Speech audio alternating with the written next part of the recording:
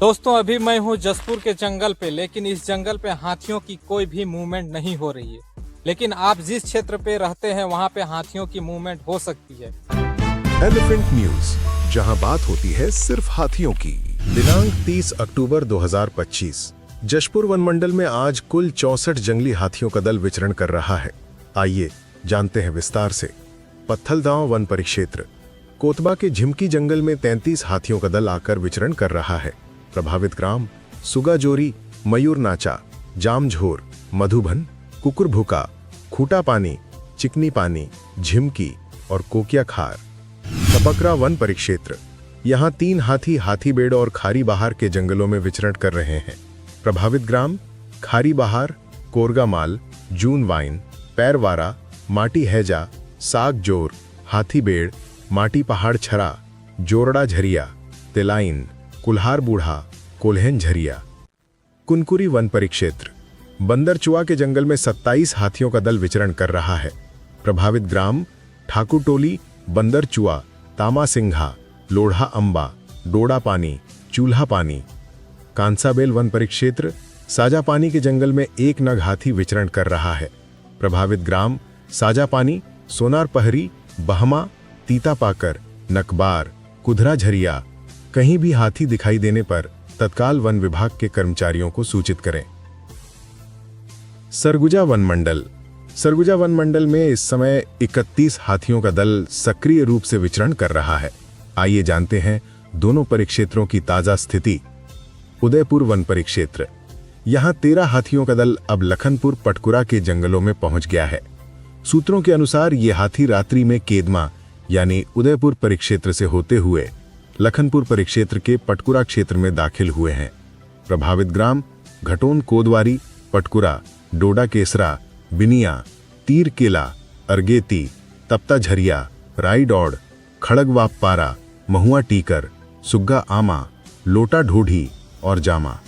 One विभाग की team इन इलाकों में लगातार निगरानी कर रही है और ग्रामीणों से सतर्क रहने की अपील की गई है। अलर्ट।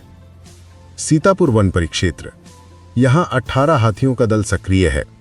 इनमें से 17 हाथियों का दल देवगढ़ के पास पहाड़ियों में विचरण कर रहा है, जबकि 1 हाथी रजपुरी के जंगलों में देखा गया है। प्रभावित ग्राम सुरदेवगढ़, कटकलो, राजा आटा, पेटर पानी, रजपुरी, ढेकी डोली, एरंड और नवापारा। इसके अलावा सालही जंगल क्षेत्र में विचरण करने वाला 10 हाथियों का दल अब रामानुजन नगर की ओर बढ़ गया है।